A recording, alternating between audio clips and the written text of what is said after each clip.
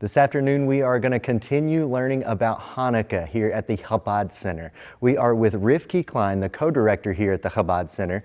And of course, no holiday celebration is complete without food.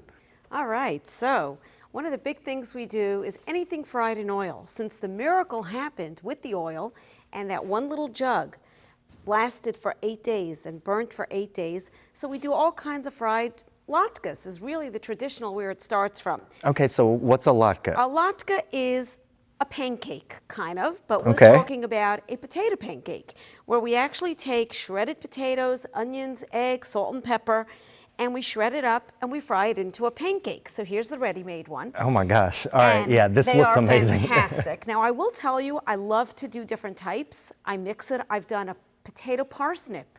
I've done zucchini. I've done potato zucchini.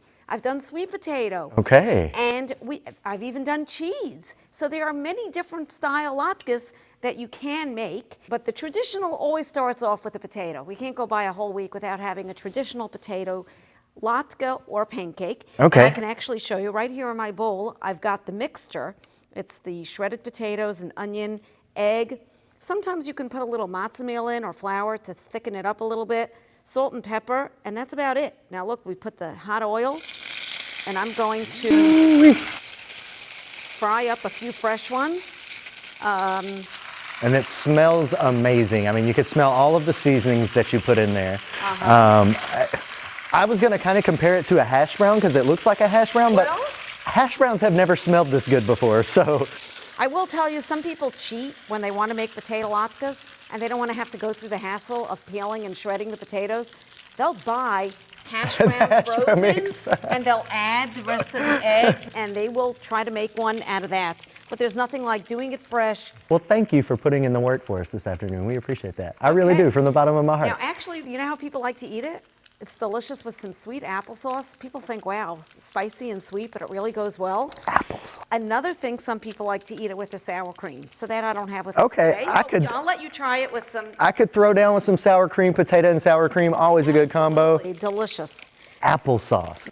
Let me show you one more thing. Okay. In front of us we have jelly donuts. Yes, let's talk about the donuts because I saw these and I thought, beignets, we're not in New Orleans, but what, So you mentioned fried, so. Well, donuts are fried. All right, well there we go. So in Israel, it started off many years ago, everybody did jelly donuts, but I have to tell you, today's day and age, we don't live in New York or in a big Jewish city that you have kosher bakeries, but the big deal in the bakeries this time of year is all different flavor donuts. Okay. From custard, chocolate glazed, cinnamon glazed, just white glazed, caramel cream, all different flavors. But here's something else that many people give their kids as treats. This is chocolate gelt, we call it. Okay. The translation of the word gelt is actually money. Many people think, oh, Hanukkah is like the Jewish Christmas and children should receive gifts. Well, really, the tradition started with giving children money rather than gifts. And the idea of giving them money is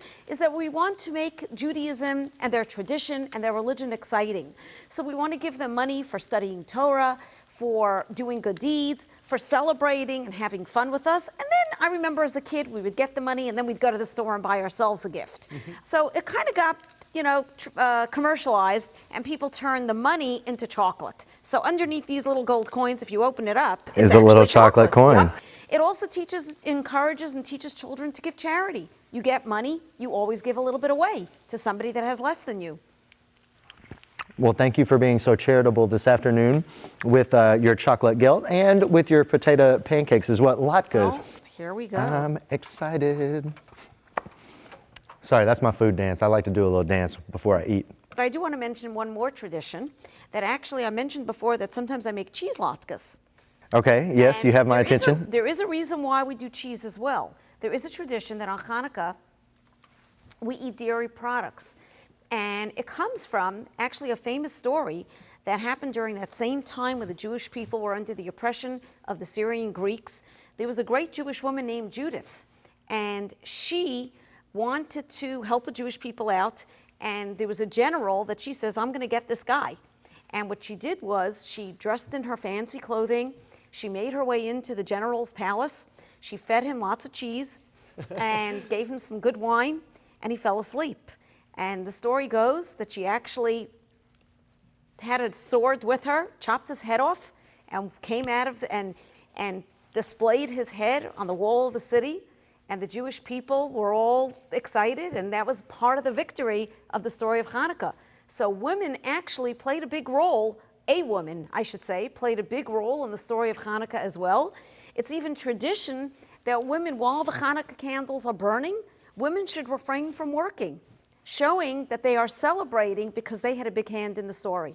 Absolutely. So that's another interesting tradition that we do have of the woman's role in the story of Hanukkah. That's really cool. A nice little history lesson here this afternoon. So, Yeah, it was just a little side story to the big story. That's what it was. Well, Rivki, these latkes are amazing. Like this try is. It with some applesauce? Oh yes, absolutely. I forgot. I almost ate the whole thing and forgot the applesauce. The applesauce. The cold and the hot and the sweet and the savory just makes a really good combo. What do you think? Oh yeah, that slaps, as the kids say. That's so good. Well, thank you for having me out this afternoon. I really appreciate it. I learned a lot. I hope you guys did as well. So I know that to say goodbye in Hebrew, you would say shalom, right? Sure. Okay, so but there's got to be a special holiday greeting, right? So for Hanukkah, we say Chanukah Sameach. Hanukkah Sameach. Sameach. Happy Hanukkah. Happy Hanukkah. And shalom to you all.